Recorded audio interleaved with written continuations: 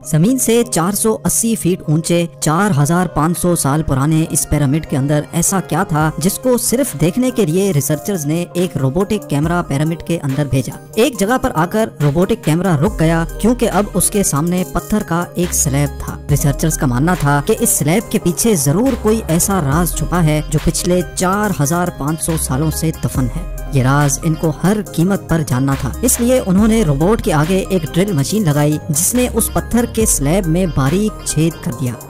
अब इस छेद के अंदर एक कैमरा भेजा गया जिसने स्लैब के उस पार एक ऐसा मंजर देखा जो पिछले 4500 सालों से किसी ने भी नहीं देखा था। जेम टीवी की वीडियोस में एक बार फिर से खुशामदीद। नाजरीन, मिस्र यानी इजिप्ट में टोटल 138 ऊंचे तरीन पिरामिड्स मौजूद हैं जिन्होंने पिछले हजारों सालों से दर्जनों अर्थक्वेक्स और कई खतरनाक तूफान का सामना किया, लेकिन मजाल है इनमें से कोई एक भी इधर से उधर हुआ हो। इनमें से सबसे ऊंचा और बड़ा pyramid the great pyramid of Giza कहलाता है और इस पिरामिड की बेस का एरिया 13 एकर्स है। यानी इस पिरामिड के अंदर हैरत अंगेज तौर पे एक दो नहीं बल्कि पूरी 9 फुटबॉल फील्ड्स आराम से फिट आ सकती हैं। एक एस्टीमेट के हिसाब से इस पिरामिड में टोटल 23 लाख बड़े बड़े पत्थरों का इस्तेमाल हुआ, जिनमें से कई पत्थरों का वजन 50 टन भी था। अगर इसके टोटल वजन का अंदाजा लगाया जाए तो इस पिरामिड का वजन 60 लाख टन है, जो 12 बुर्ज खलीफा के वजन के बराबर बनता है। लेकिन इतने ऊंचे और आलीशान पिरामिड्स बनाने का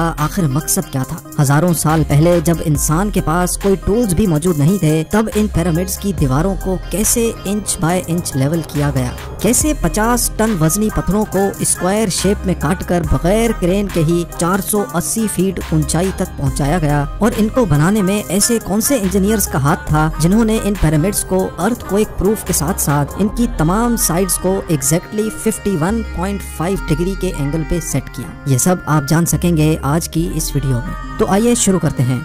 चैलेंज नंबर 1। कई सदियों से मुख्तलिफ रिसर्च टीम्स इस पिरामिड की कंस्ट्रक्शन टेक्निक जानने के लिए सर जोड़कर बैठी थी कि आखिर इस पिरामिड की हर side exactly north, south, east और वेस्ट पे बगैर कंपास के कैसे सेट की गई होंगी। कई एक्सपर्ट्स का मानना है कि उस टाइम के आर्किटेक्ट्स ने सबसे पहले ऐसी जमीन तलाश की होगी जो लाखों टन वजनी पत्थरों का वजन झेल सके। उसके बाद पोलर स्टार्स यानी वो सितारे जिनकी मदद से अर्थ के पोल्स का पता पड़ता है, उनकी मदद से पिरामिड की हर साइड को मार्क किया गया।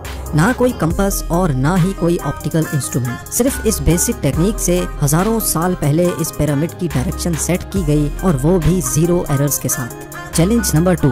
अगला चैलेंज था जमीन को लेवल करने का। जिस 13 एकड़ की जमीन पर इस पिरामिड को बनना था, उसका लेवल थोड़ा सा भी आउट होता तो 23 लाख पत्थरों के इस पहाड़ का खड़ा होना बिल्कुल भी मुमकिन नहीं था। अब इस जमीन को लेवल करने के लिए उस टाइम के इंजीनियर्स के पास ना ही लेजर लेवलर था और ना ही बबल लेवल। एक्सपर्ट्स का मानना है कि कंस्ट्रक्शन साइट की चारों साइड्स पर खड्डा करके उसमें पानी डाला गया होगा और फिर एक साइड के पानी के लेवल से दूसरे साइड के पानी के लेवल को मैच किया गया होगा। जो जमीन का हिस्सा पानी के लेवल से मैच नहीं कर रहा होगा, उसको छेनी और हथौड़ों की मदद से काट कर लेवल किया गया होगा। कई एक्सपर्ट्स का मानना है कि एंशिएंट इजिप्शियंस ने इस सिंपल टूल का भी इस्तेमाल किया, जिसकी दोनों साइड्स पे लकड़ियां और उसके ठीक सेंटर पे एक रस्सी से पत्थर बंधा हुआ है। अगर पत्थर जमीन से टच हो गया और उसकी रस्सी ठीक सेंटर लाइन पे आ रही होगी तो इसका मतलब है कि बीच की जमीन परफेक्टली लेवल्ड है।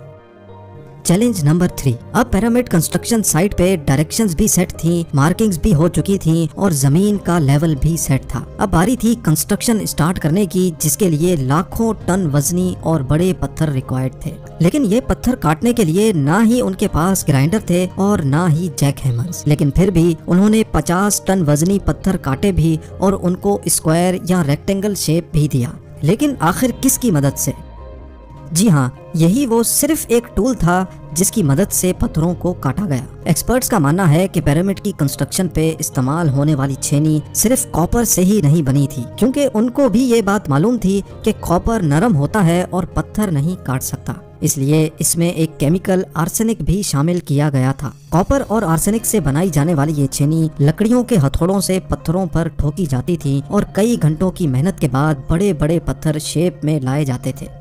Challenge number 4। अब चूंकि ये खास किस्म का पत्थर जिसको आज लाइम स्टोन कहा जाता है, उसकी कटाई पिरामिड कंस्ट्रक्शन साइट गीजा से 250 किलोमीटर दूर टोरा के शहर में हो रही थी। अब मसला था ये पत्थर गीजा तक ट्रांसपोर्ट करने का। हर एक पत्थर 50 टन यानी 50,000 केजी के बराबर था, जो तकरीबन 3 पैसेंजर बस के वजन के बराबर बनता है। और ऐसे 23 लाख पत्थर सिर्फ एक पिरामिड में इस्तेमाल होना थे। इतना ज्यादा वजन ट्रांसपोर्ट करने के लिए ना ही उस दौर में कोई जानवर काम आ सकता था और ना ही उनके पास ट्रक्स मौजूद थे। हत्ता कि अगर आजकल के जदीद दौर में भी ये काम करना पड़े तो ट्रांसपोर्ट कंपनीज को अच्छा खासा टफ टाइम आएगा।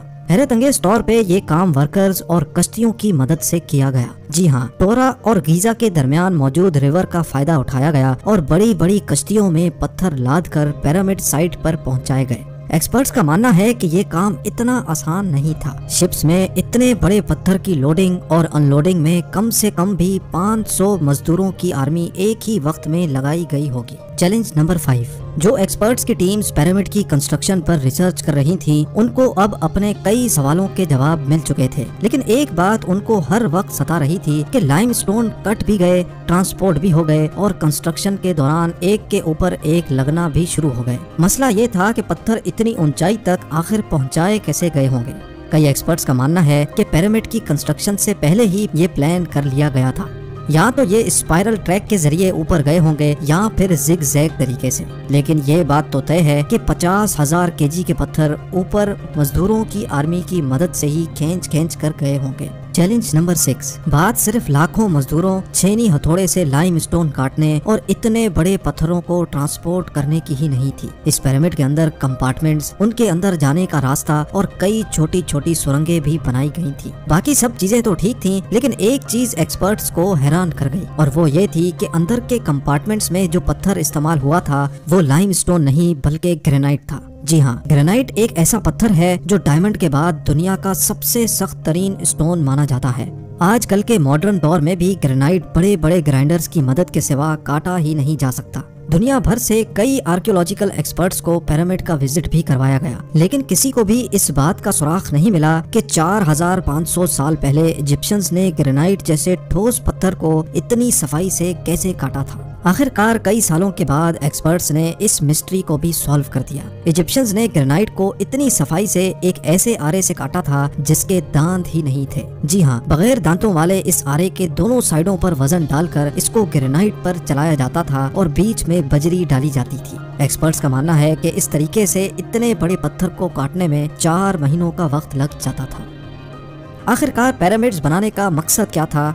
इन पिरामिड्स को बनाने में कितने मजदूर एक ही वक्त में काम करते थे? और रोबोटिक कैमरा ने जब पिरामिड के अंदर पत्थर के स्लैब में सुराख किया तो उसके अंदर वो कौन सा मंजर देखा गया जो पिछले 4500 सालों से किसी ने भी नहीं देखा था? ये सब और इससे भी ज्यादा आप जान सकेंगे इस वीडियो के पार्ट 2 में। आप लोगों के प्यार भरे कमेंट्स और लाइक्स का बेहद शुक्रिया। मिलते हैं वीडियो के अगले शानदार पार्ट में।